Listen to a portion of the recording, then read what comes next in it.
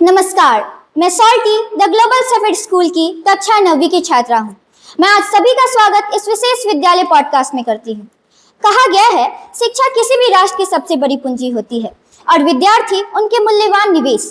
जब किसी देश का युवा अपने सपनों को पूरा करने के लिए संघर्ष करता है, तब केवल उनका परिवार ही नहीं, पूरे राष्ट्र का सपना उनसे जुड़ जाता है। आज का विषय हमारा केवल परीक्षा से जुड़ा विषय नहीं है, बल्कि लाखों विद्यार्थियों की मेहनत, आत्मविश्वास, भविष्य और शिक्षा व्यवस्था की विश्वसनीयता से जुड़ा प्रश्न है। आज भारत में प्रतियोगी परीक्षाएं केवल डिग्री लेने का माध्यम नहीं है, बल्कि युवाओं के सपनों की सीढ़ी है। कोई डॉक्टर बनना चाहता है तो कोई इंजीनियर, कोई शिक्षक तो कोई सेना में जाकर देश की सेवा करना चाहता है। इसके लिए विद्यार्थी निरंतर परिश्रम करते हैं। वे सुबह जल्दी उठते हैं, देर रात तक पढ़ाई करते हैं, मनोरंजन और त्योहारों से दूरी बना लेते हैं ताकि वो अपने माता पिता के अपेक्षाओं को पूरा कर सके। लेकिन जरा सोचिए, परीक्षा खत्म होने के बाद आपके फोन में नोटिफिकेशन आए कि परीक्षा का प्रश्न पत्र लीक हो चुका है, परीक्षा रद्द कर दी गई है, परीक्षा फिर से होगी, तो उस विद्यार्थी पे क्या बीतता होगा, उसके माता पिता क्या महसूस करते होंगे और सबसे बड़ी बात, समाज को क्या उद्देश्य जाता होगा। आज इसी मुद्दे पे हम चर्चा करने के लिए उपस्थित हैं। द ग्लोबल सफेद स्कूल के एक खास पॉडकास्ट का उद्देश्य किसी व्यक्ति, किसी संस्था या किसी राजनीतिक दल पे आरोप लगाना नहीं है, बल्कि इसके 3 मुख्य उद्देश्य है। पहला, इस समस्या को समझना। दूसरा, इनके प्रभाव का विश्लेषण करना। तीसरा, इस समस्या का समाधान निकालना। तो इसी के साथ आज हमारे साथ 3 अतिथि उपस्थित है।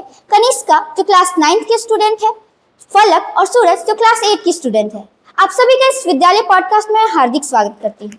मेरे पास बहुत सारे प्रश्न हैं जो मैं आप तीनों पैनलिस्टों से पूछना चाहूंगी। तो मेरा पहला प्रश्न कनिष्का आपसे है कि पेपर लीक आखिर है क्या? इसे शिक्षा व्यवस्था के लिए इतना बड़ा खतरा क्यों माना जाता है? धन्यवाद मुझे यहाँ आमंत्रित करने के लिए। सबसे पहले हमें यह समझना होगा कि पेपर लीक केवल परीक्षा प्रश्न पत्र का बाहर आना नहीं, बल्कि यह शिक्षा व्यवस्था के सबसे महत्वपूर्ण नियम निष्पक्षता पर सीधा प्रहार है। किसी भी परीक्षा का उद्देश्य केवल अंक देना नहीं होता है, बल्कि उसका उद्देश्य होता है किसी भी व्यक्ति की योग्यता का जांच करना। जब कोई विद्यार्थी परीक्षा कक्ष में बैठा होता है तो उसे पूरा विश्वास होता है कि उसके साथ बैठे प्रत्येक विद्यार्थी को वह प्रश्न पत्र पहली बार देखने को मिलेगा, और यही विश्वास किसी भी परीक्षा को निष्पक्ष बना देता है। लेकिन यदि किसी विद्यार्थी को परीक्षा में आने वाले प्रश्नों के बारे में पहले ही पता चल जाए तो प्रतियोगिता वहीं समाप्त हो जाती है। अब परिणाम मेहनत पर नहीं, बल्कि अवैध जानकारी पर निर्भर होने लगता है। एक और महत्वपूर्ण बात, जब ऐसी घटनाएं बार बार होने लगती है, तब लोगों को धीरे धीरे लगने लगता है कि मेहनत और ईमानदारी से ज्यादा महत्व जुगाड़ और भ्रष्टाचार का है। यह सोच किसी भी राष्ट्र के लिए अत्यंत खतरनाक है। कनिष्का, जैसा कि आपने कहा, पेपर लीक केवल परीक्षा का ही नहीं, बल्कि विश्वास पर हमला है। तो क्या इसका अर्थ यह है इसका प्रभाव उन विद्यार्थियों तक सीमित नहीं रहती जिन्होंने परीक्षा दी है? बिल्कुल, इसका प्रभाव कई स्तरों पर पड़ता है। विद्यार्थियों का आत्मविश्वास टूट जाता है, अभिभावकों की वर्षों की मेहनत और जमा पूंजी बर्बाद हो जाती है, सरकारी संस्था और निजी संस्था संदेह के घेरे में आते हैं, और सबसे बड़ी बात, समाज में यह बात फैलती है कि मेहनत से सफलता पाना अत्यंत मुश्किल है। यदि ऐसा वातावरण बन जाए तो आने वाली पीढ़ियों पर यह बहुत बुरा प्रभाव डालेगा। धन्यवाद कनिष्का, आपका विचार हमारे लिए काफी महत्वपूर्ण है। तो मेरा अगला प्रश्न फलक आपसे है कि विद्यार्थी के दृष्टिकोण से देखें तो पेपर लीक की खबर सुनने के बाद पहला भाव क्या होता है? धन्यवाद। मैं लाखों विद्यार्थियों की भावनाओं को व्यक्त करने का प्रयास करूंगी। हम में से अधिकांश विद्यार्थी एक लक्ष्य लेकर पढ़ाई करते हैं।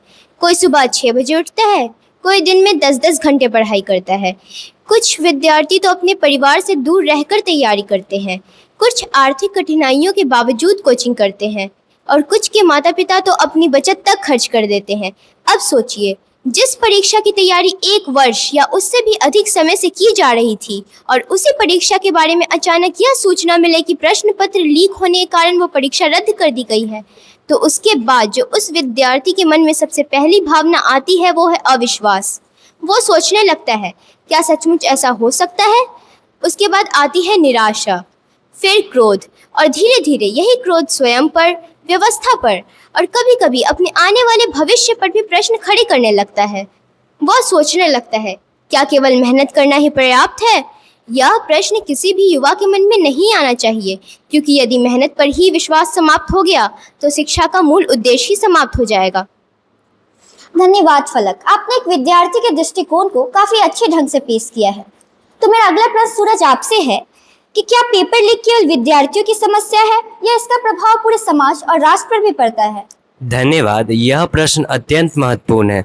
अक्सर लोगों को लगता है कि पेपर लीक का नुकसान बस विद्यार्थियों के लिए है, लेकिन वास्तविक में ऐसा नहीं है। यदि किसी भर्ती परीक्षा में अनियमितता होती है तो उसका परिणाम वर्षों तक समाज को प्रभावित कर सकता है। कल्पना कीजिए, यदि किसी विभाग में योग्य अधिकारियों के स्थान पर अनुचित तरीके से चयनित व्यक्ति पहुंच गए तो उस विभाग की कार्यक्षमता प्रभावित होगी। यदि शिक्षा व्यवस्था में निष्पक्षता समाप्त हो गई तो भविष्य में शिक्षक, डॉक्टर, इंजीनियर, प्रशासनिक अधिकारी और अन्य पेशेवर क्षेत्रों में गुणवत्ता पर प्रश्न उठ सकते हैं। दूसरी ओर ईमानदार युवाओं के मन में यह प्रश्न उभर सकता है कि व्यवस्था उन पर न्याय नहीं कर रही है। जब समाज में न्याय कम होता है तो निराशा और असंतोष बढ़ता है। इसीलिए पेपर लीक बस एक परीक्षा का मुद्दा नहीं, बल्कि सुशासन, नैतिकता और सामाजिक विश्वास का प्रश्न है।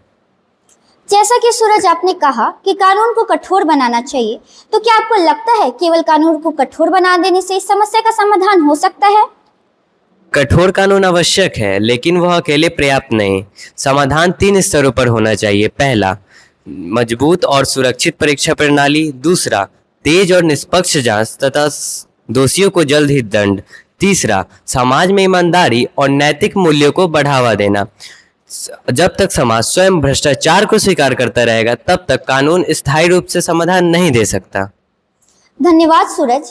अब तक की चर्चा से हमने जाना कि पेपर लीक केवल प्रश्न का लीक होना नहीं है, बल्कि यह शिक्षा व्यवस्था की निष्पक्षता पे गहरा प्रहार है। दूसरा, इसका सबसे बड़ा दुष्प्रभाव उन लाखों ईमानदार विद्यार्थियों पर पड़ती है जिन्होंने अथक परिश्रम किया है। तीसरा, इसका प्रभाव केवल उन विद्यार्थियों तक सीमित नहीं रहती जिसके परीक्षा प्रभावित हुए हैं। अब मुद्दा ये आता है कि आखिर ऐसे घटनाएं होती कैसे हैं? क्या यह केवल सुरक्षा व्यवस्था की कमजोरी है, या फिर तकनीक इसकी समस्या है, या कहीं ना कहीं संगठित अपराध है, या हम कह सकते हैं कि समाज में बढ़ती शॉर्टकट सफलता की मानसिकता भी इसकी जिम्मेदारी हो सकती है। अब इसी के साथ हम अगले भाग की ओर बढ़ते हैं।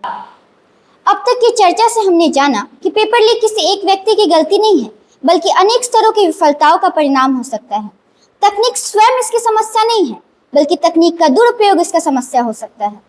इसी के साथ मुझे डॉक्टर APJ अब्दुल कलाम की एक बातें याद आ रही है कि सपने वे नहीं हैं जो हम सोते वक्त देखते हैं, सपने वे हैं जो हमें सोने नहीं देते।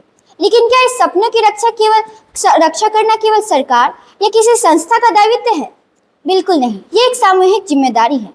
इसी के साथ हम भाग तीसरी की ओर बढ़ते हैं और मेरा अगला प्रश्न कनिष्का आपसे है कि यदि आपको भारत की परीक्षा प्रणाली को अधिक सुरक्षित और पारदर्शी बनाने का अवसर मिले तो आप कौन से सुधार सुझाएंगे?